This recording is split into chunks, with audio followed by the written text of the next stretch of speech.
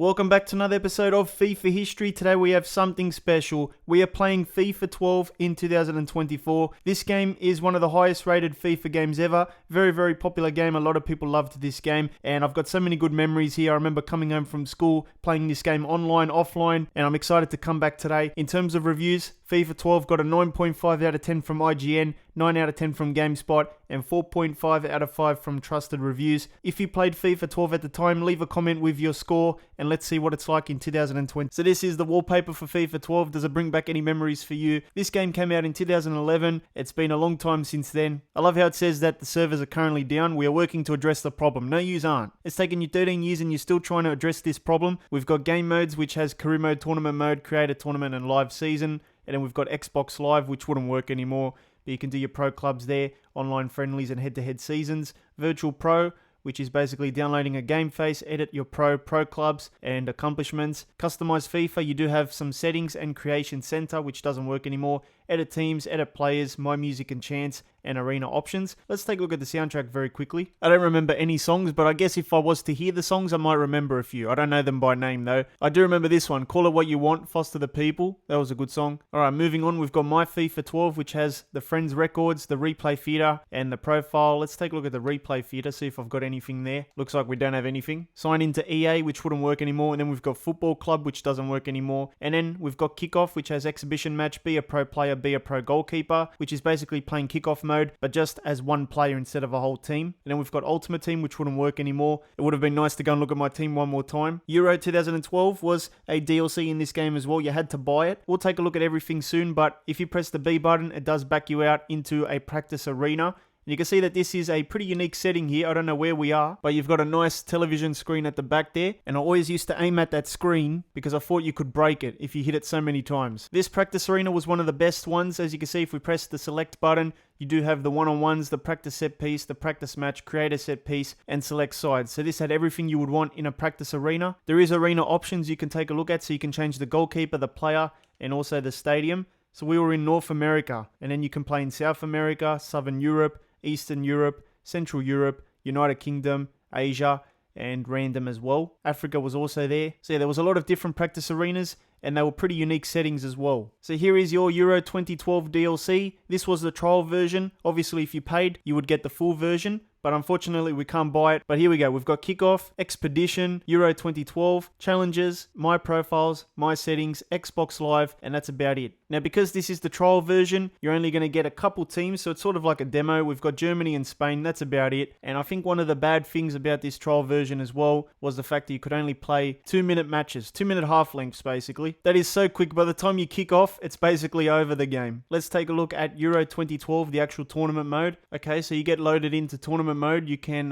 check out your team, statistics, game settings, and save. You've got the group tables on the right, and it simulates a couple days. It says next match here. Let's see what happens. So you get to select your team, which is Spain, and then you basically select the kits. At least we've got all the licensed kits in this DLC, and then that's basically it. You load into the game.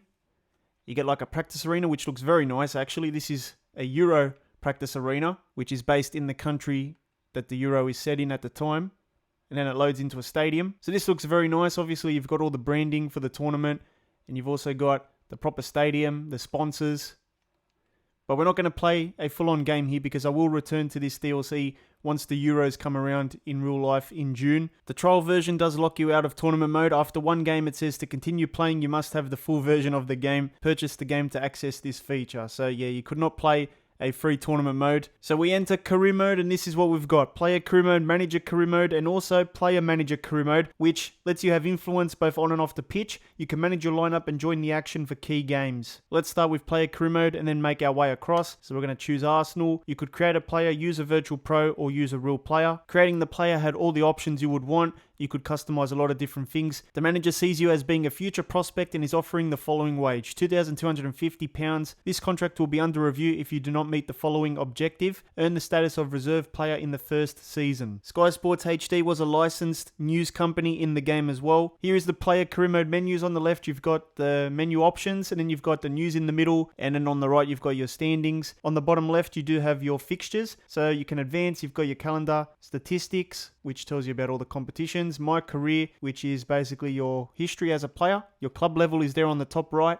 and your player rating and rankings are there. Squad ranking was available in this one as well. You could check where you sit in the team. Squad report was also there, so you can check up on the stats of all the other players in your squad. And then you've also got settings there, and that's basically it. Now we move on to manager career mode. Let's see what that's all about. You do have your career settings to start things off, so let's advance that. This is your manager customization: first name, last name, nationality, and board difficulty. Here is your contract. The board are happy to have you at the club and are offering you a wage of £6,000 a week. This contract is under review if you do not meet the following objective: win the league title. Here is a look at the menus for FIFA 12 Manager Mode. You do have your options on the left there, fixtures bottom left, news in the middle, and standings on the right. You've got your squad tab, which has your squad report, squad ranking, injury list, contracts, and kit numbers, and also team management, of course. You do have your transfers next, which has buy players, sell players, negotiations, and budget allocation. Then you've got your youth academy, where you can scout and check your youth squad. Then you've got your calendar, which you can sim to date as well. Statistics for all the different tournaments.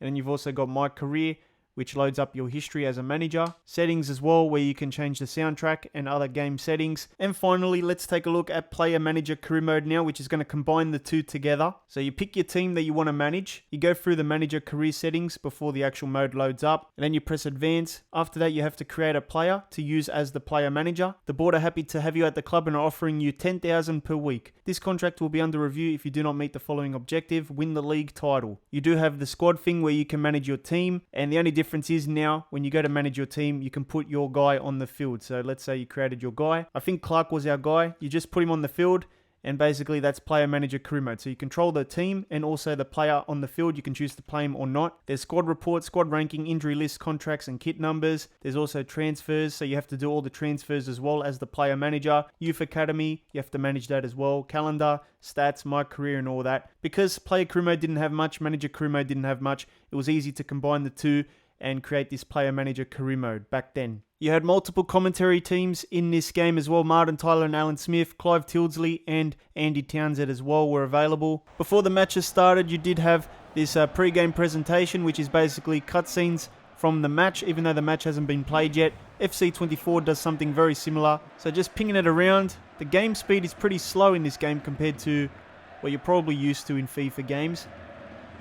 You've got a bit more time to think on the ball, but it's still very responsive. Still feels very good.